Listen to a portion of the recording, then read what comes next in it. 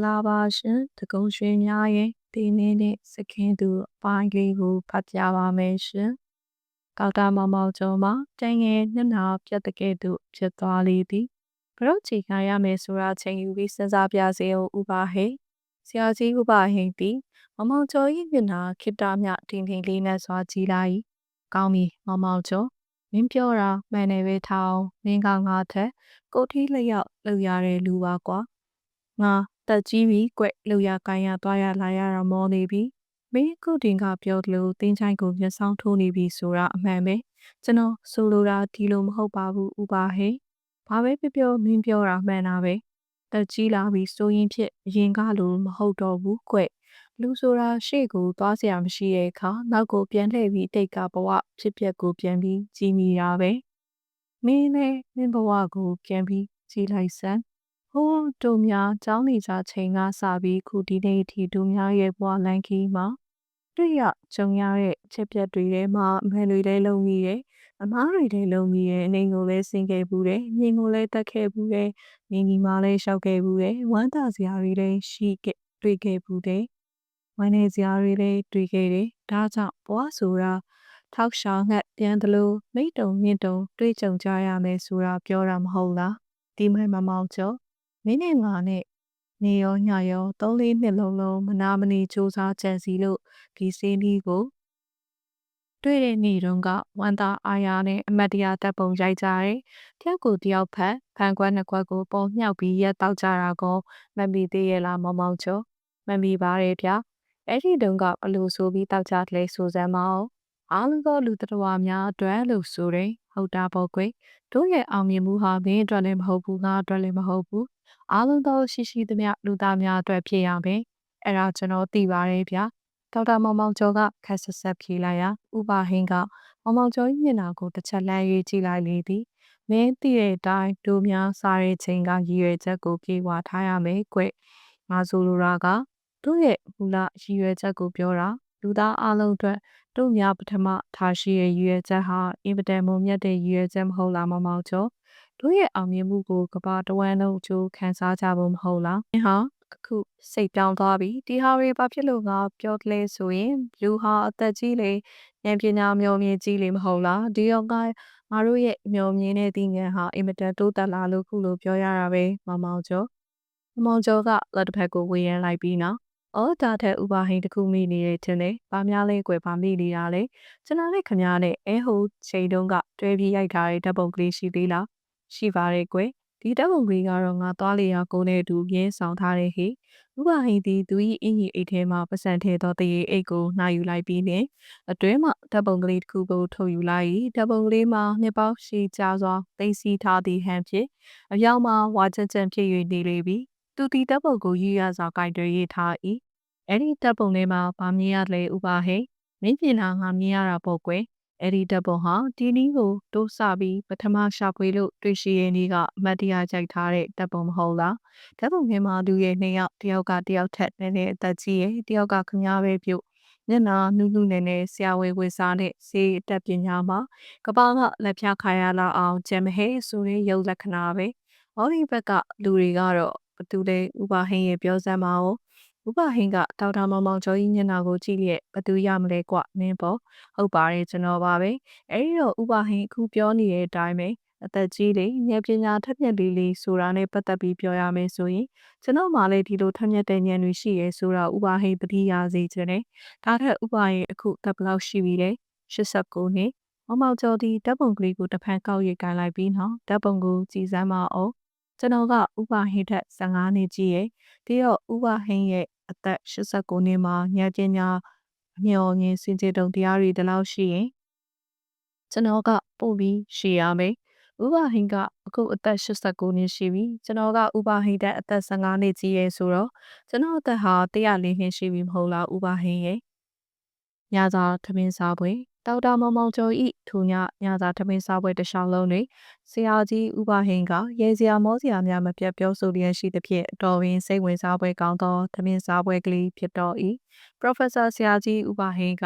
လူနဲ့တော်65နှစ်ကဖြစ်ဖြစ်များကိုရေစရာပုံတူပတ်စာကလေးများညှဲ့၍ပြောဆိုလျက်ရှိရာတမင်းစားသူများမှအလုံးမီဝမ်းမြောက်ပျော်ရွှင်လျက်ရှိကြကုန်၏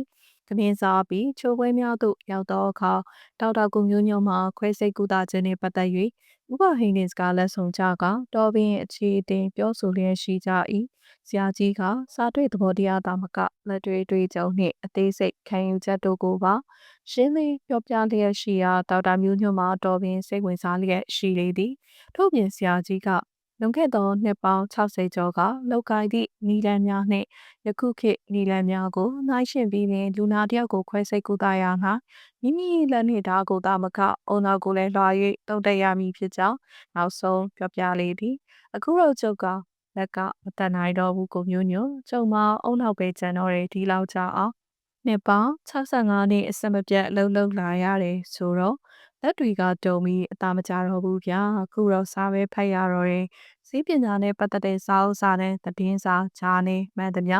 ကျုပ်မဖတ်ဘူးတာရေတို့မရှိသလောက်ပဲဘယ်နိုင်ငံမှာဘသူကဘလို့တင်ဆန်းထွေနေဆိုရင်လေကျုပ်မမှတ်ပြီးတာမရှိဘူးဖတ်ရင်လေကျုပ်ကအပေါ်ရတဲ့ဖတ်တာမဟုတ်ဘူးအသေးစိတ်တိတိကျကျနားလည်အောင်ဖတ်ရမှကျုပ်ကခြေနဲ့တယ်တခါတလေလဲအခုလူငယ်တွေလိုသွားနိုင်လာနိုင်ခြေမြန်လက်မြန်နဲ့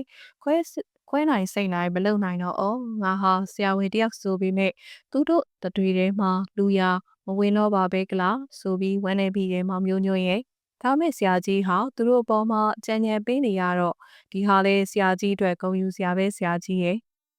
ဟုတ်တော့ဟုတ်ပါတယ်လူဟာတက်ကြီးလာရင်ဒီလိုဟာမျိုးနဲ့ပဲစိတ်ကိုဖြေရတော့တာပါပဲဒီလိုဆိုရင်ဒီလူဟာသိပြောပါပြီကိုမျိုးညွန့်ထိုအခါဒေါက်တာမောင်မောင်ကျော်ကချာဖြတ်၍အခုလိုကျွန်တော်တို့ပြောပပထမင်းစားနေကြတဲ့အခါတေစကားပျောက်စကားတွေပြောစမ်းပါနဲ့ကိုဥပါဟင်ညော့အော်ဒါထက်ဆရာကြီးပြောတဲ့အတက်ဘနော့သွားရိုက်ဆိုရင်သွေးရင်ကြောင်းနဲ့ပတ်သက်လို့ကျွန်တော်တော့စိတ်ဝင်စားတဲ့ဆရာကြီး University မှာတော့ကတင်းညာရဲ့လှူရှားပုံကြောင့်ကျွန်တော်သိစေဖြစ်တဲ့တစိမ့်တသေးတာရေးခဲ့ပူပါတယ်ကြီးကိုမျိုးညွန့်ကကျုပ်ကိုတိတ်ပြီးညှောင်နေတယ်ထင်တယ်ဆရာကြီးဥပဟိဒေါက်တာမောင်မောင်ကျော်၏မျက်နှာကိုဖြတ်ခနေလှမ်း၍ကြည်လာ၏ညော့လို့ပေမဲ့ဆရာကြီးပြောတဲ့အတိုင်းကျွန်တော်သဘောမတူလာဘူးဆရာကြီးရဲ့ကျွန်တော်ကိုယ်တိုင်ကသဘောမပေါက်လို့လားတော့မပြောတတ်ဘူးကျော်ဟုတ်ပါလိမ့်မယ်ဒေါက်တာမျိုးညွန့်ညော့ဆရာကြီးအမိန့်ရှိတာကဒီသွေးကလေးရဲ့ငယ်ရွယ်နှုတ်ပြစေတတ်တဲ့တကူအာနိသိန်ချောင်းကိုနည်းနည်းအခြေချက်လောအားကြီးရဲ့တင်တယ်ကျွန်တော်အမှန်ပြောတာပါနော်စားတွေ့သဘောတရားအတိုင်းဆရာကြီးပြောတာနဲ့ချင်းမဲ့ပဲဒါပေမဲ့လက်တွေ့အတွက်တော့ကျွန်တော်တန်တရားဖြစ်မိရဲ့ခင်ဗျာဒီဘာဖြစ်လို့တန်တရားဖြစ်တာလဲကိုညွန့်ညွန့်ဘာဖြစ်လို့လဲဆိုတော့ခွဲတဲ့နေရာမှာအရေးမကြီးဘူးပဲဒါတော့ကျွန်တော်တို့တွေးကြောတဲ့ကိုအကိုသွင်းတဲ့နေရာစကားမဆုံးပြီးဒေါက်တာမောင်မောင်ကျော်သည်စပွဲကိုလက်ဖွားဖြစ်ပုံလိုက်ပြီးနောက်ဒီမဲ့မိတ်ဆွေတို့အခုလိုပျော်ပပစားတောက်နေတဲ့အခါအင်မတန်နေတဲ့ခွဲစိတ်မှုစေပညာရဲ့အကြောင်းလေးကိုဆွေးနွေးခြင်းတပဆိုရင်ကျွန်တော်တို့စားကြည့်ကန်လေးပဲတွားကြဖို့ကောင်းတယ်ကျွန်တော်တို့တစ်နေ့လုံးခွဲရစိတ်ရဖြတ်ရတောက်ရတဲ့အလုပ်တွေကိုလုပ်နေရလို့ညီငွေလာပြီဗျာအမှန်ပြောရရင်ကြားတော်မကြားချင်တော့ဘူးဟောဒီကကျွန်တော်တို့မိတ်ဆွေမျိုးသမီးလေးဒီတိုင်းပဲဖြစ်ပါလိမ့်မယ်ထင်ပါတယ်သာသာမျိုးညွန့်ကတန်ငယ်အာနာတိညနာဖြစ်ဒေါက်တာမောင်မောင်ကျော်အားတောင်းပန်ပြီးပြုစဉ်ဆရာကြီးဥပါဟေသည်ကလထိုင်မှထားလိုက်မင်းပြောတာမှန်နေဟိမောင်မောင်ကျော်ကဲလာကိုပြူညွန့်စာကြည့်ကန်လေးကျုပ်တို့သွားကြပဲဒုကနာ၌ဒေါက်တာမျိုးညွန့်သည်နေရာမှထားလိုက်ပြီးရင်မိမိဘက်သို့လှည့်၍ခဏတော်မိမိဟုပြောဆိုပြီးနောက်ဆရာကြီးဥပါဟိနောက်သို့လိုက်ပါသွားပြီးလျှင်ခန်းတကားကိုပိတ်လိုက်လေသည်တနည်းစားခင်းထဲတွင်ဒေါက်တာမောင်မောင်ကျော်နှင့်မိမိနှစ်ယောက်သာခြံရည်ခဲ့တော်၏တခဏမျှနေသက်လျက်ရှိနေပြီးနောက်မောင်မောင်ကျော်သည်မိမိနူးညံ့သောလက်ပေါ်သို့မိမိလက်ကိုတာယာတင်လိုက်ရာမိမိကပြုံးလိုက်လေသည်ကိုမျိုးညွန့်ကဖြင့်ဆရာကြီးနဲ့တိတ်ပြီးလေးပေးဖြောင်းနေတာပဲနော်ကိုကြီးဒါကြောင့်ကိုကြီးပြောပါပကောဥပဟင်းဟာလူရဲ့သွေးကြောနဲ့သွေးအိမ်အဆက်အသွယ်တည်နေပုံကိုအတက်ပညာမှာရောလူရဲ့ကိုယ်ရင်ကားကိုသေးစိတ်ခွဲစိတ်တဲ့နေရာမှာရောသူ့ထက်တော်တဲ့သူမြန်မာနိုင်ငံမှာမရှိဘူးနိုင်ငံသားမှာတော့အတော်ရှားတယ်သူကပညာတိုက်ရုံသားမကဘူးခွဲစိတ်တဲ့နေရာမှာဘဝကပါရမီပါလာတဲ့သူတယောက်ရည်ရဲ့မင်းညအကိုကြီးထမင်းစားဖိတ်လို့ Professor ဥပဟိန်းနဲ့တွေ့ရမယ့်အကြောင်းပြောတော့သူဟာဥပဟိန်းဟာမရှိတော့ဘူးသေချာပြီလို့ထင်နေတယ်ဟုတ်တာပေါ့ရည်အဖိုးကြီးကအလုံးမလုပ်ပဲနားယူတာကြပြီကိုကွသူထင်မယ်ဆိုလဲထင်စရာပဲပေါ့တိတ်တော်တဲ့ဖိုးကြီးနော်ကိုကြီးသူ့ကိုကြီးတည်တာကြပြီလားအခုကြီးရဲ့ဘဝတစ်လျှောက်လုံးတည်ခဲ့တာပေါ့ အကိုကြီးရဲ့မိတ်ဆွေရင်အကိုကြီးတို့အတူတူလှုပ်လှုပ်ခဲ့ကြတာပဲ။အော်ဒါထက်ရီးကိုကိုကြီးတဲ့ခုမှပြန်တွေ့ရတော့တယ်နော်။ဒါကတော့ဟုတ်တယ်။နို့ပေမဲ့ကိုကြီးကရီးကိုဘာဖြစ်လို့ရှောင်ဖဲလုပ်နေရတယ်ဆိုတာကိုကိုကြီးမပြောသေးဘူးဟုတ်တယ်မဟုတ်လားကိုကြီး။မိမိသည်ဒေါက်တာမမောင်ကျော်၏မျက်နှာကိုပြုံးကြည့်ကြည့်လျက်ရှိရာမမောင်ကျော်ကမူပြန်၍မပြုံးမဲမျက်နှာကိုကပ်တီတီထား၍စုပ်ကိုင်ထားသောလက်ကိုလှုပ်လိုက်လေသည်ထို့နောက်အေးဆက်တော်မူရာဖြင့်ကျုပ်သွားရမယ်ရီသွားရမယ်ဟုတ်စဘဲကိုသွားရမှာလဲဘဲကိုသွားရမယ်ဆိုတာရေးမကြည့်ပါဘူးရေးကြည့်တာကမကြခင်မဲရန်ကုန်က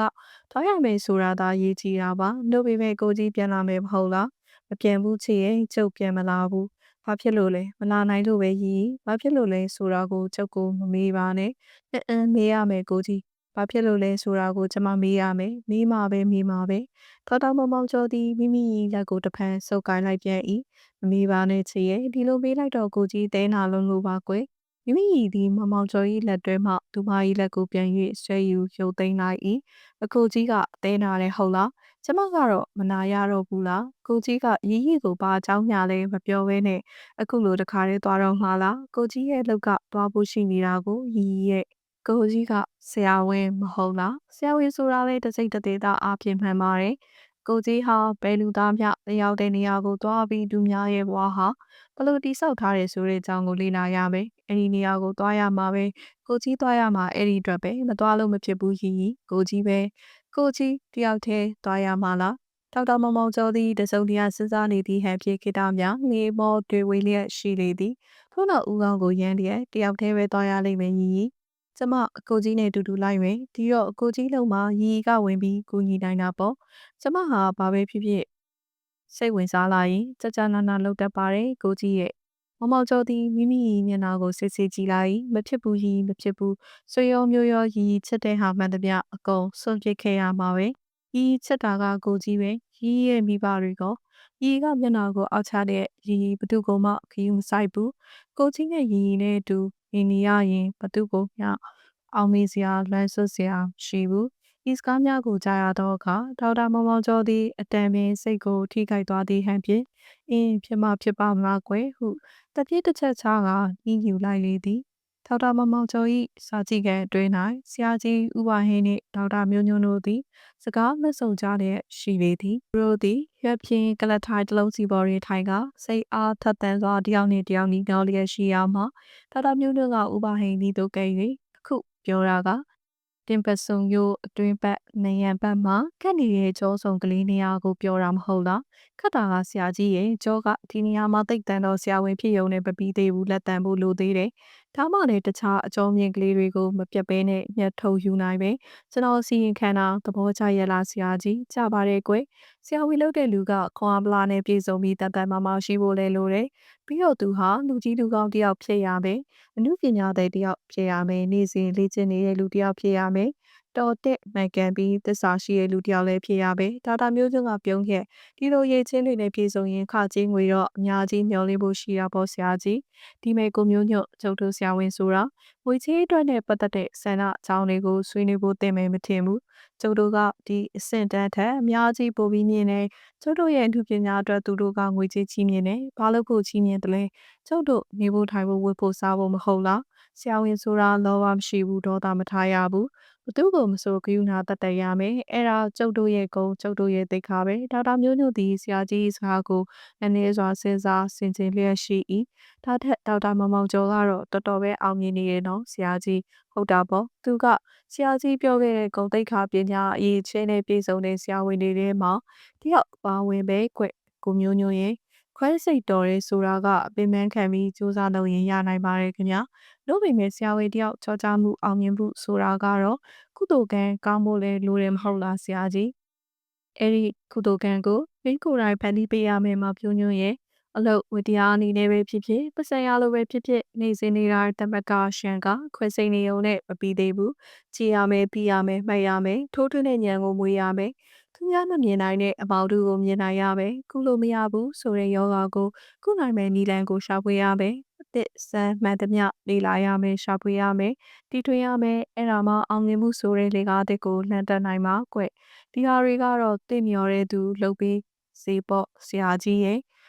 မောင်မျိုးညွန့်ကတီထွင်ဖို့ရှေ့ဆောင်ဖို့ကြောင်းနေရဲ့မှတ်တယ်ကျွန်တော်တော့ရှေ့သမယိုးကြအတိုင်းလိုက်နေတာပဲဆရာကြီးပြောတာကတော့ဟုတ်ပါတယ်ဒါမဲ့နေတိုင်းအတွက်စာဝင်နေရေးကလိုသေးတာကိုဆရာကြီးရဲ့ဥမာဆိုပါတော့သစ်ဆန်းတွေ့ရတဲ့အကြောကိုပဲဖြစ်ဖြစ်သွေးရင်ကိုပဲဖြစ်ဖြစ်ခွဲစိတ်ကိုထုတ်ယူဖို့ကိစ္စတစ်ခုခုဆိုရင်တာဝန်ခံပြီးခေါင်းပဆောင်ခြင်းဘူးဆိုပါတော့ဒီတိုင်းမှာပဲဆရာကြီးပထမတော့ဆရာကြီးနဲ့ကျွန်တော်နဲ့ဆွေးနွေးနေတာဟာအလုပ်တစ်ခုဖြစ်နိုင်မဖြစ်နိုင်ဆိုတဲ့သဘောတရားခတ်တယ်လွယ်တယ်ဆိုတဲ့သဘောတရားဆရာဝန်များရဲ့ဂုဏ်သိက္ခာနဲ့ပတ်သက်တဲ့သဘောတရားတွေကိုဆွေးနွေးပြီးခုနောက်ဆုံးကြတော့စမ်းသပ်တီထွင်မှုနဲ့ပတ်သက်တဲ့အလုပ်တစ်ခုခုကိုရှေ့ဆောင်ပြီးလက်တွေ့လုပ်ရတော့မလို့ဖြစ်နေပြီကဲဘလို့လုပ်မျိုးကိုကျွန်တော်လုပ်စီခြင်းတလဲဆိုတာသာမေးရှိပါဆရာကြီးထိုအခါ Professor ကြီးဥပါဟိန်သည်ထိုအချိန်ထိလက်ရပတ်အင်ကြီးအိတ်ထဲတွင်ဝှက်၍ထားခဲ့သောလက်ကိုပြင်ပသို့ထုတ်လိုက်ပြီးမြင်ဒေါက်တာမျိုးညွန့်အားမြင်နိုင်စေရန်ထောင်၍ပြလိုက်၏ဒီပဲမောင်မျိုးညွန့်ဆရာလက်ကိုကြည့်စမ်းခွဲရည်ဒီညဘဲလက်နဲ့ဆရာခွဲရမယ်မဟုတ်လားရန်ကုန်ကိုခုဆရာလိုက်လာခဲ့တာတခြားအကြောင်းမဟုတ်ဘူးဒေါက်တာမောင်မောင်ကျော်ရဲ့အသက်ကိုကယ်ဖို့ပဲသူ့မှာခွဲစိတ်ဖို့လိုတယ်ခွဲဖို့နီလန်းကိုလည်းဆရာကလွယ်ပြီးဘယ်သူမှမသိဘူးဆရာကလည်းဒီလက်နဲ့ဘဲလီနဲ့ညမခွဲနိုင်ဘူးဒီတော့ကျုပ်ရဲ့ကိုစားမောင်မျိုးညွန့်ကခွဲပေးဖို့ဆရာတောင်းပန်တာပဲဘလို့ခွဲရမှာလဲဆရာကြီးဆရာပထမပြောတဲ့အတိုင်းပဲရိုးရိုးခွဲဖို့ပဲခွဲပြီးတော့အဲ့ဒါနဲ့ပါရာသွားရိုက်သွေးအင်ကိုထုတ်ပြရမယ်အဲ့ဒါလေးပါရာပေါ့ကွယ်ကြားကြီးပြောတော့ကဒေါက်တာမောင်မောင်ကျော်ရဲ့အသက်ကိုကယ်ဆယ်ဖို့ဆိုဆရာစကားကိုစောအောင်နားထောင်ပါအောင်မောင်မျိုးညွန့်ရဲ့အဲ့ဒီသွေးအင်ကိုထုတ်ပြပြီးစားသေးဖို့ပဲဘာဖြစ်လို့လဲဆရာကြီးဘာဖြစ်လို့ခွဲရတယ်ဆိုတဲ့အကြောင်းသိဖို့လိုသေးလားမောင်မျိုးညွန့်ရဲ့တာမန်အားဖြင့်တော့မလိုပါဘူးခင်ဗျာတို့ပေမဲ့ဂုဏ်သိက္ခာရဆိုရင်တော့လိုလိမ့်မယ်ကျွန်တော်ထင်ပါတယ်ဆရာကြီးကပြုံးရဲ့ဆိုပါတော့ကွယ်မောင်မျိုးရဲ့ဂုဏ်သိက္ခာရေးဆရာကြီးလက်ထဲခဏအပ်မထားနိုင်ဘူးလားကျွန်တော်မပြောတတ်ဘူးဆရာကြီးဒီလိုလဲကြည့်ပါအောင်မောင်မျိုးညွန့်ခွဲစိတ်ဖို့မောင်မျိုးညွန့်ရဲ့ကူညီကိုဆရာကအခုတောင်းတယ်ခွဲရမယ့်လူကလည်းခက်ခဲမဟုတ်ဘူးလွယ်လွယ်ကလေးပဲဆိုတာမောင်မျိုးညွန့်ကိုယ်တိုင်ဝန်ခံရမှာပဲပြီးတော့ဒီလိုခွဲစိတ်ခြင်းအဖြစ်ဘာမှဒုက္ခမဖြစ်နိုင်ဘူးဆိုတာလဲဆရာကိုယ်တိုင်တာဝန်ယူမယ်ဒီလိုမျှမလုပ်ဘူးဆိုရင်တော့ဒေါက်တာမောင်မောင်ကျော်ဟာတေချာတော့မှာပဲမဟုတ်ပါဘူးဆရာကြီးရဲ့ဒေါက်တာမောင်မောင်ကျော်ဟာကျွန်တော်မြင်ရသလောက်သိရသလောက်ကျမလှပပဝဝဖြိုးပါလားခင်ဗျာကျုပ်စကားကိုယုံကြည်ပါလေသူမုတ်ချသိမ့်မယ်လို့ကျုပ်ကပြောတယ်မဟုတ်လားခုဆရာကြီးပြောတဲ့အတိုင်းခွဲစိတ်ဖို့ဟာကတော့မခက်ပါဘူးလွယ်ပါပဲတို့ရီမေစင်လာကတော့မဟုတ်ဘူးခင်ဗျာတခါမှလည်းမလုပ်ဘူးကျုပ်ကိုယ်တိုင်ချိန်ပေါင်းများစွာလုပ်ခဲ့ပြီးမောင်မျိုးညွန့်ခုံသိက္ခာနဲ့ပတ်သက်လို့ရောတရားဥပဒေနဲ့ပတ်သက်လို့ရောဘာပြဿနာမျှမပေါ်ပါဘူးမောင်မျိုးညွန့်မှန်ပါတယ်ဆရာကြီးအခုခွဲမဲ့လူနာကသဘောတူမယ်ဆိုရင်ဘာပြဿနာမျှပေါ်နိုင်မယ်မထင်ပါဘူးသူကသဘောတူပါတယ်မောင်မျိုးညွန့်ဒေါက်တာမျိုးညွန့်ကတန်ငယ်စဉ်းစားပြီးနော်ဒီလိုခွဲတဲ့အချိန်မှာဆရာကြီးကိုယ်တိုင်နာကရှိပြီးဆရာကြီးရဲ့နာမည်နဲ့ခွဲရမယ်ဆိုပါတော့Professor ဥပါဟိန်သည်ဦးခေါင်းကိုတာယာနှိမ့်လိုက်၏ဟုတ်ပါတယ်မောင်မျိုးညွန့်ရဲ့ကောင်းပါပြီဆရာကြီးဒီလိုဆိုရင်ကျွန်တော်လုပ်ပါမယ်ဆရာကြီးပြီးနှစ်သိမ့်ချလက်သည့်ဟန်ဖြင့်ပြင်းပြင်းစွာတပ်ပြင်းချလိုက်လေသည်ကောင်းပါလေးရဲ့ကွယ်ဒါဖြင့်ဆရာနဲ့လိုက်ခဲ့ဘလို့လုပ်ရမယ်ဆိုတာဆရာပြမယ်ဒုနေဆရာကြီးသည်တခွဲခန့်အတွင်းသို့ဝင်ကောင်းတကားကိုဖွင့်လိုက်ရာဒေါက်တာမျိုးညွန့်နဲ့ဆရာကြီးနှင့်အတူခန်းတွင်သို့လိုက်ပါသွားလျာခန်းတွင်သို့ရောက်၍ပထမဦးစွာကိုမျိုးညွန့်အတီးပြုမိသောအရာမှာနေရတစ်ဖက်တွင်ကပ်၍ထားသည်မရင်ွယ်၏ကြောက်ရွံ့တင်သောခုံဖြစ်လေသည်မြမန်ညာကဖွင့်ခဲ့သည့်မရင်ွယ်၏ကြောက်ရွံ့ကမရှိရောချေအယုတ်မရောက်သွားသလဲဆရာကြီးဥပဟိန်သည်ရပ်ပြန်ပြီးအင်္ဂလိပ်တစ်လုံးကိုထိုးညီတဲ့ရှိရာမှမသိပါဘူးကွယ်မမောင်ကျော်ဟာသူတူးတဲ့လက်ရာတွေကိုပြီးရင်တနေရာပို့ထားတယ်ကွဘယ်နေရာလို့တော့ဆရာမသိဘူးဆရာကြီးဒီမှန်မမီစာကိုတန်ငယ်နှင်းပြီးနေပြီးရင်ကိုမြောက်၍ဒီနေရာမှာခွဲရလိမ့်မယ်မောင်မျိုးညို့ဘိုးဘက်ကခွဲစိတ်ခန်းထဲမှာခွဲရရင်ပိုမကောင်းဘူးလားဆရာကြီးမကောင်းပါဘူးကွဒီမှာပဲကောင်းပါတယ်ဆရာဝန်ကိုယ်တိုင်ဒီမကောင်းလို့ခွဲရတယ်ဆိုတာလူနာတွေသိသွားရင်ဆရာဝန်ရဲ့ဂုဏ်သိက္ခာကိုနည်းနည်းထိခိုက်တယ်မဟုတ်လားကွဆရာကြီးသည်ခန်းကိုဖြတ်ပြီးနောက်မှန်ဘီရိုတစ်ခုကိုဖွင့်လိုက်ရာထဲ၌ဆရာဝန်များခွဲစိတ်သည်လွှတ်ဒါကကြေးအညက်စာကတာမစာ၍ဆရာဝန်များခွဲစိတ်သည့်ကိရိယာတစားပလအမျိုးမျိုးသည်ဂတိပါအနက်ခံသောနောက်ခံကပ်များပေါ်တွင်သူညာနေသူစင်လိုက်စနစ်တကျအပြည့်စုံရှိနေသည်ကိုတွေ့မြင်ရ၏အားလုံးပြည့်စုံရှိပါရဲ့ကွယ်ဟုတ်ပါတယ်ဆရာကြီးနှုတ်ပေမဲ့ကျွန်တော်ရဲ့ကိရိယာတွေကိုယူခဲ့သေးရစေလားခင်ဗျာကိုပစ္စည်းကိုဆိုတော့ဂိုင်းနေကြတွင်နေကြဖြစ်လို့ပါအေးဒီဒါကကိစ္စမရှိပါဘူးအော်ဒါထက်စောစောကဆရာကြီးပြောတဲ့အတိုင်းခုခွဲစိတ်ရမယ့်ကိစ္စကအတာပါရာတိုင်းသွင်းကိုထုတ်ပြီး အတစ်ထည့်ရမယ်ဆိုတာကတော့ဟုတ်ပါပြီ။နို့ပေမဲ့အဲ့ဒီသွေးရင်းသစ်ကဘဲကရမှာလဲဆရာကြီး။ဒါကတော့ကျုပ်တို့မှာရှိပါတယ်။ဆေးဆောင်မှာခွဲစိတ်ဖို့ဝယ်ယူရတဲ့လူသေးကရတာပေါ့။မောင်မောင်ကျော်ကလည်းတရားတော်နီလန်နဲ့တရားသဖြင့်ရတဲ့ကြောင်းပြောပါတယ်။နို့ပေမဲ့ဒီသွေးအိမ်ဟာအသေးပဲဆရာကြီးဖြစ်ပါမလား။လွန်ခဲ့တဲ့နှစ်ပေါင်းတော်ကြာကပဲကျုပ်ကိုယ်တိုင်စမ်းသပ်ခဲ့ပါတယ်မောင်ရေ။ဒီသွေးရင်းအသေးကိုအသက်ပြန်ဝင်အောင်ကျုပ်လုပ်ခဲ့ပါတယ်။ဒါပေမဲ့သွေးရင်ကိုလူသေးလောင်းကခွဲထုတ်ယူရဲ့အချိန်နဲ့အသက်သွင်းပြီးပြန်ထည့်တဲ့အချိန်ကတော့ကန့်အသတ်ရှိတာပေါ့မောင်။သိပ်ပြီးအချိန်ကြာလို့တော့မဖြစ်ပေဘူးပေါ့။ထာတာမျိုးညွန့်သည်ခွဲစိတ်သောကိရိယာများထားသည့်မှန်ဘီရိုမှအခြားဘက်သို့လှည့်လိုက်ပြီးနောက်ဒီဟာပဲလားဆရာကြီးဒါပါပဲမောင်။လက်ပြန်10နာရီလောက်ဆိုရင်ပဲနဲ့လေကျွန်တော်မှာချိန်ချက်တစ်ခုတော့ရှိရဲ့။နို့ပေမဲ့ကိစ္စမရှိပါဘူးလေကျွန်တော်ဖြတ်လိုက်မယ်။ဆရာကြီးဥပဟင်းနဲ့ဒေါက်တာမျိုးညွန့်တို့ဝင်မလာမီဒေါက်တာမောင်မောင်ကျော်နှင့်မိမိတို့သည်ယခင်အထက်ကပြောလက်စာစကားများကိုပြင်းထန်ဆွေးနွေးလျက်ရှိလေ၏ရီခတ်တာပဲကိုကြီးရဲ့ကျမကိုချစ်တယ်လဲပြောတယ်ဒါနဲ့လည်းကျမမေးရင်ဘေးကွန်ကိုကြီးကတိတိကျကျမဖြေဘူးဘလို့အကြောင်းကြောင့်ဒီမျိုးကထွက်သွားရမယ်ဆိုတာလဲကြိုးအကြောင်းပြောမပြဘူးမပြောချင်တာထောင်းဒီမျိုးကထွက်သွားပြီးတခါတည်းပြန်မလာဘူးဆိုတာကျမဖြစ်ဘယ်နည်းနဲ့မျှနားမလည်နိုင်ဘူးဒါကတော့ကိုကြီးပေါ်မှာယုံကြည်ရင်ပြီးတာပဲကိုကြီးဟာရီကိုရှင်းမပြနိုင်ဘူးထောင်းကိုကြီးလှုပ်တဲ့လှုပ်ဟာမကန်နဲ့နှုတ်စလုံးကြိုးရှိရမယ်ဆိုတာတော့ယုံကြည်မှပေါ်ရည်ရဲ့မိမိရည်သည်တန်ငယ်ပြုံးလာ၏ဒါကတော့ကိုကြီးပေါ်မှာလုံးလုံးယုံကြည်စိတ်ချရဲဆိုတာကိုကြီးသိပြီးသားပဲဒါတော့မမောင်ကျော်သည်ခိတမြတွေ့ဝေစဉ်းစားလျက်ရှိနေပြီးနောက်တစုံတစ်ခုကိုယတိပြတ်တန်ဋိဌာန်ချလိုက်၏ထိုအချိန်တွင်၌သူ၏စိတ်များသည်ယခင်ချိန်များက Professor ဆရာကြီးဝဟိနေတူဂျန်စီပြုလုပ်ခဲ့သောဆေးပညာရပ်များ၏နည်းနည်းသိမ်မွေးပုံများကို၎င်းဆေးသင်းလာသောဆေးပညာရပ်များတွင်ခြားသူများမတွေ့ရှိသေးသည့်ကိုတွေ့စမ်းသပ်မှုကလေးများကို၎င်းပြန်၍စဉ်းစားလျက်ရှိရာမှာနောက်ဆုံးတွင်ဤကဲ့သို့စိတ်ကိုတခါတည်းပိုင်းဖြတ်လိုက်ခြင်းဖြစ်လေသည်မမောင်ကျော်သည်မိမိလက်ကိုမိရစွာဆုပ်ကိုင်းလိုက်ပြီးနောက်ကော်ရက်ရောလက်တော်များအောက်မှလာပါသည့်မျက်လုံးများကိုစူးစိုက်ကြည့်ရှုလျက်ရှိလေသည်ကဲရီအကိုကြီးမင်းကိုခေါ်သွားမယ်ကိုကြီးနဲ့တူတခါတည်းလိုက်ခဲ့ပြီးတော့လို့ပေမဲ့ကိုကြီးတို့မသွားခင်စီစဉ်စရာတွေများကြီးရှိရဲ့လောက်ရ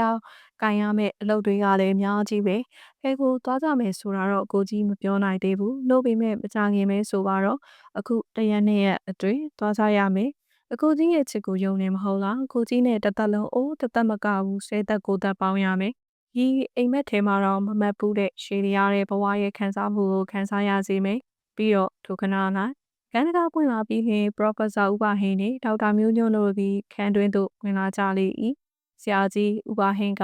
ဒေါက်တာမျိုးညွန့်တို့ပြန်ကျင်ကြပြီးကွယ်မောင်မောင်ကျော်ကမတ်တက်ရန်လိုက်ပြီးနောက်အိုးမြန်လာကြီးကလားခင်းနဲ့လေဆရာကြီးနဲ့စကားပြောကြပြီးပြီလားပြီးပါပြီဒေါက်တာကျေးဇူးတင်ပါတယ်အော်ဒါထက်ရီလေးကျုံတဲ့တခါရဲလိုက်ခဲ့လေအင်ကိုချုပ်ပို့ပေးပါမယ်ဟုတ်ကဲ့ကျမလည်းလိုက်မယ်ကိုမျိုးညွန့်သုံးညမိမိဒီနေရာမှာထားလိုက်ရမောင်မောင်ကျော်ကကလထိုင်ပေါ်တွင်တင်ထားသည်မိမိတာမွေးချုံတဲ့ကလေးကိုလှမ်း၍ပေးလိုက်ထိုခိုက်တွင်အိတ်ရှိတကားခောက်တန်းကြရသဖြင့်ဥဖို့လူပြီးခြားခမ်းမှထွက်လာပြီးလျှင်အိတ်ရှိဘက်သို့သွားပြီးပြူရမောင်မောင်ကျော်ကနေပါစေဥဖို့လူကျုပ်ပဲသွားဖွင့်လိုက်မယ်ဟုပြောပြီးနောက်အိတ်ရှိဘက်သို့လျှောက်သွားပြီးလျှင်တကားကိုဖွင့်လိုက်ခန်းတကားဝါ၌ကယူနီဖောင်းပြည့်စုံဝတ်ထားသည့်ရဲရရှိတယောက်ပတ်သက်ရန်ဒီကိုတွေ့ရလေသည်ရဲရရှိသည်အတန်းငယ်ဦးညိုလျက်ကျွန်တော်ဒေါက်တာမောင်မောင်ကျော်နဲ့တွေ့ချင်လို့ပါဆရာဟုတ်ကဲ့ကျွန်တော်မောင်မောင်ကျော်ပါပဲခင်ဗျာကျွန်တော်ဘာကူညီနိုင်လဲဆိုတာတစ်စိတ်အမေးရှိပါကျွန်တော်နာမည်ကမောင်မြတ်ထွန်းလို့ခေါ်ပါတယ်ကျွန်တော်ကအင်းစိန်စုံတော်ဘွဲကအမှုလိုက်ရဲဘူးတယောက်ပါရဲမှုလိုက်လန်စစ်ဆေးခြင်းဤတရားရဲ့ကျွန်ုပ်တို့သည်ယမန်လေးများကကန်တော်ကြီးဆောင်တွင်ထူးဆန်းစွာတွေ့ရှိရသည့်ယောက်ျားတစ်ယောက်အလောင်းအမှုလေးပတ်သက်၍ဆက်လက်ရေးသားဖော်ပြရပြီးမည်အလောင်းကိုရဲဘက်မှစေယုံတို့ပို့ပြီးနောက်တစ်နေ့နက်နက်လင်းအားကြီးချိန်မှစ၍အမှုလိုက်စုံတော့ရဲမှုမြတ်တော်သည်ပထမဦးစွာတေသူမှာမြည်သူမြည်ဝါဖြစ်သည်ကိုသိရှိရန်ထောင်လှမ်းစုံစမ်းရခြင်းအပြင်အတော်ပင်ချိန်ကုန်ခဲ့ပြီးနောက်အမှုကိုထိုနေ့တနေ့တည်းဆက်လက်စုံစမ်းရရှိနေခဲ့လေသည်တေသူမှာရုံးမှမမောင်ကြီးဆိုသူထက်တန်းစေးတယောက်ပြကြောင်တွေ့ရသဖြင့်ယမန်ညာကရဲအုပ်ဤမတန်းအရာ၎င်းဘရိုကင်းလန်ပိုကလေးစေးလန်းတွင်နေသည့်အမကြီးဆိုသူအချင်းစာရိတ္တပျက်စီးနေသောမျိုးသမီးထွက်ချက်နှင့်၎င်းကိုင်နေသည်ကိုတွေ့ရ၏မောင်မောင်ကြီးနှင့်အမကြီးတို့မှဖောက်တယ်များဖြစ်ကြသည့်အတိုင်းစနေနေ့တိုင်းလိုပင်ပန်းချံတိုင်းချိန်ကျတွေ့ဆုံကြသည်ဆိုခြင်းမှလည်းရုပ်တည်တန်ချောင်းတွေ့ရ၏သေသူမောင်မောင်ကြီးအင်းကြီးအိတ်ထဲတွင်တွေ့ရသောပတ်စံ၏အတွင်၌ ငွေ50ကျော်60ကျော်ခန့်တွေ့ရသဖြင့်ငွေကြေးတစ်စုံတရာယူလို့ခြင်းတခြင်းမဟုတ်ကြောင်းထင်ရှားလာ၏မမကြီးအားအခြားပိုးပန်းနေသူရီးစားတယောက်ကမနာလို၍မောင်ကြီးကိုတပ်ဖြတ်ခြင်းဖြစ်သည်ဟုတွေးထင်ရန်လဲခဲရင်၏ဘဲကြောင့်ဆိုသောမကြီးမှာတာမန်ချင်းစာရိတာပျက်စီးရုံများမကခါကြီးငွေပေး၍ပျော်ပါနိုင်သောမိမရှင်တယောက်ဖြစ်သောကြောင့်သူတွင်ရီးစားတနာဟု၍ရှိမည်မဟုတ်ချေတေသူတွင်ရရှိသောတန်ရာတန်ချမ်းနှင့်ပတ်သက်၍စဉ်းစားရန်ရှိရာခါအော့တင်ပတ်စုံပိုင်းတွင်ဒါအစရှိသည့်ထက်မြက်သောလက်နက်တစ်စုံတရာဖြစ်စေနိုင်သည့်တန်ရာကြီးတစ်ခုကိုတွေ့ရသောကြောင့်ရန်သူတစ်စုံတစ်ယောက်ကချောင်းပြောင်းလုပ်ကြံသည်ဟုပထမတွေးထင်ရန်ရှိ၏သို့သောရန်သူ၏လုပ်ကြံခြင်းခံရသူတို့မှာဝမ်းပိုက်လက်ပြင်လယ်ရင်းနှင့်ဥကောင်းစသည်တို့၌သာများအပြည့်တန်ရာရရှိတတ်၏ထို့ပြင်ဆရာဝန်၏ထွက်ချက်နေစေသာအရတီသူအားပထမဦးစွာတတိမိလေချသောအောင်ပြုလုပ်၍ထိုနောက်မှခါအော့တင်ပစောင်းတွင်အလွန်ထက်မြက်သောဓာနှင့်လှီးထားပုံရကြောင်းထို့ပြင်လည်းထိုရဲဘက်ဆရာဝန်ကပင်တီသူ၌ရရှိသောတန်ရာအလေလောက်တွင်ကို၏ပေါ်ပိုင်းနှင့်အောက်ပိုင်းတွင်တွေ့ဆုံရနေရာတွင်သွေးအိမ်ကြီးတစ်ခုလူတိုင်း၌ရှိစပြင်းဖြစ်သောလေယခုသေးသူတွင်ထိုသွေးအိမ်ကိုမတွေ့ရကြောင်းပိုမှတ်ချက်ရေးသားထား၏သို့သောထိုမှတ်ချက်မှာမူစေပညာနှင့်ပတ်သက်သည့်ကိစ္စဖြစ်သည်ဖြင့်မြတ်ထွန်းသည်ထိုအကြောင်းကိုစိတ်မဝင်စားပဲဆက်လက်မစင်စားတော့ကြဤကဲ့သို့မောင်ကြီးတည်ဆုံမှုအကြောင်းကိုစုံစမ်းရရှိစဉ်ညနေပိုင်း၌အခြားမုတ်တမှုရောက်ရှိလာပြန်လေသည်ထိုအမှုမှာမျိုးသမီးလေးတဦးရုတ်တရက်ပျောက်ဆုံးသွားသောအမှုဖြစ်၍ရဲမင်းကြီးထံမှတိုက်ရိုက်ပို့လိုက်သောအမှုဖြစ်၏ချက်ချင်းလိုက်စုံစမ်းရန်ရဲမင်းကြီးမှတ်ချက်လဲပါရှိရာဥပြတ်ထုံးမှမနေသားတော့ပဲမောင်ကြီးတည်ဆုံမှုကိစ္စကိုခိတရဆိုင်ထားပြီးလျှင်ထိုမျိုးသမီးကလေးတဦးပျောက်ဆုံးမှုကိုချက်ချင်းလိုက်ရပြန်၏ထိုမျိုးသမီးကလေး၏အမည်မှာမရင်တွေဖြစ်၍သူ၏မိဘများထံမှရရှိသောသတင်းအရသူမောင်ရမန်ညကကျင်းပခဲ့သောထောက်တာမောင်ကျော်၏ကြောက်ရွံ့ဖွင့်ပွဲသို့တွားရောက်ခဲ့ကြောင်းသိရှိရသဖြင့်ထောက်တာမောင်ကျော်၏အိမ်သို့ယခုလာရောက်စုံစမ်းခြင်းဖြစ်သည်မောင်ကျော်ကရဲမှုဦးမြတ်တော်အားထဲဝင်ပါဦးခင်ဗျာဦးမြတ်တော်ထောက်တာမောင်ကျော်ကလမ်းဖိတ်ပေးလိုက်သဖြင့်ရဲမှုဦးမြတ်တော်သည်ခိတ္တမြခက်ဆဆိုင်ဖြစ်နေတကယ်သို့ရှိနေပြီးနောက်ခန်းတွင်သို့ဝင်လာလေသည်ခန်းတွင်၌ကဒေါက်တာမောင်ကျော်ပြင်တခြားလူ3ယောက်ရှိရာတယောက်မှလှပသောမိမပြူတယောက်ဖြစ်၍ကျန်တယောက်ကလူလက်ပိုင်းယောက်ျားတယောက်ဖြစ်ပြီးလျှင်ကျန်တယောက်မှာခန်းကြားတည်ကြည်၍ရင့်ဆက်သောအိမ်ကြီးရှိသည့်ဖိုးကြီးတယောက်ဖြစ်လေသည်ကလခိုင်များပေါ်တွင်ထိုင်ပြီးကြသောအခါဒေါက်တာမောင်ကျော်ကကိအမေးရှိပါဦးမြတ်တော်ကျွန်တော်ဘာများကူညီနိုင်ပါသလဲခင်ဗျာကျွန်တော်စကားတစ်ခေါက်နှစ်ခေါက်လောက်ပြောချင်လို့ပါခင်ဗျာလျှို့ဝှက်တဲ့ကိစ္စလားခင်ဗျာမဟုတ်ပါဘူးခင်ဗျာမဟုတ်ဘူးဆိုပါတော့ဒါဖြင့်ကျွန်တော်မိတ်ဆွေဒီမှာရှိနေတာကိစ္စမရှိဘူးပေါ့ကိစ္စမရှိပါဘူးခင်ဗျာနေနိုင်ပါလေကိစ္စကဘာကိစ္စလဲရဲမှုခင်ဗျာလူရိုးလို့စင်အခုကိစ္စဝတ်တာဝန်ဝတ်တရားပဲဆိုပါတော့ဘလို့ကိစ္စပါလဲခင်ဗျာမရှိပါဘူးမရင်နယ်ဆိုတဲ့မျိုးသမီးတယောက်ပျောက်သွားတဲ့ကိစ္စပါပဲမရင်နယ်ဟုတ်စားကျွန်တော်နားမလည်သေးပါဘူးခင်ဗျာမိန်းကလေးကိုတော့ခင်ဗျာသိတယ်မဟုတ်လားသိပါတယ်သူ့ကိုနောက်ဆုံးဘယ်တုန်းကတွေးမိပါသလဲတောက်တာမနေ့ကပဲကျွန်တော်ကမနေ့ကကျွန်တော်လက်ရာကိုမိတ်ဆွေများပြတဲ့ကြောက်ရွံ့ဖွင့်ပွဲကလေးတစ်ခုလုပ်တယ်ခင်ဗျဒေါက်တာမောင်ကျော်သည်ကိုမျိုးညွန့်ဘတ်သို့လှည့်လိုက်ပြီးနောက်ကိုမျိုးညွန့်ကတွေ့တယ်မဟုတ်လားဒီကမိတ်ဆွေကဆရာဝန်ကိုမျိုးညွန့်ပါပဲဦးမြတ်တော်ညွတ်ခမောက်ပုံစံယူပြီးထုတ်လုပ်တဲ့မျိုးသမီးကလေးမဟုတ်လားဟုတ်တာပေါ့ကိုမျိုးညွန့်ညွတ်ကျွန်တော်သူနဲ့တော့စကားမပြောရပါဘူးလို့ပေမဲ့မြင်တော့မြင်လိုက်ပါတယ်သူပြန်သွားတာကကိုမျိုးညွန့်ကမြင်လိုက်သေးလားဒါတော့ကျွန်တော်တတိမရပါဘူးခင်ဗျာမိမိကကိုမျိုးညွန့်မျက်နှာကိုကြည့်လိုက်ပြီးနောက်ကျမတို့ကအရင်ပြန်နေမဟုတ်လားကိုမျိုးညွန့်ရဲ့ဟုပြောပြီးလင်ရဲမှုဦးမြတ်ထွန်းဘတ်တို့လဲ၍ဒီလိုပါရှင်မနေ့ကဒေါက်တာမောင်ကျော်ရဲ့ကြောက်ရွံ့ဖွင့်ပွဲမှာကျမတို့လာကြပါတယ်ကျမတို့ကအရင်ပြန်တော့ဒီမိန်းကလေးကိုမမြင်လိုက်ရပါဘူးဒီလိုသိရတာကျေးဇူးတင်ပါတယ်ခင်ဗျာရဲမှုဦးမြတ်ထွန်းသည်ဒေါက်တာမောင်ကျော်ဘတ်တို့တဖန်လှည့်လိုက်ပြီးနောက်တာကတော့မရင်တွေထွက်သွားတာမြင်လိုက်သေးလားခင်ဗျာမောင်ကျော်သည်နှစ်ဖူးရည်များတန်ကဲတုံသွားသည်ထိမျက်လုံးများကိုမိလိုက်ရာသူ၏လှပပြည့်ဖြစ်သောရုပ်လက္ခဏာများကိုကြည့်ရာရဲမှုဦးမြတ်ထွန်းကပင်စိတ်ထဲကချီးမွမ်းမိ၏တကုံရွှေများရဲ့တီနင်းနှင့်စခင်းသူပိုင်းလေးကိုဖတ်ပြလို့ပြီးပါပြီရှင်။ဆုံးထိနားဆင်ပေးခဲ့တဲ့အတွက်ကျေးဇူးတင်ပါတယ်ရှင်။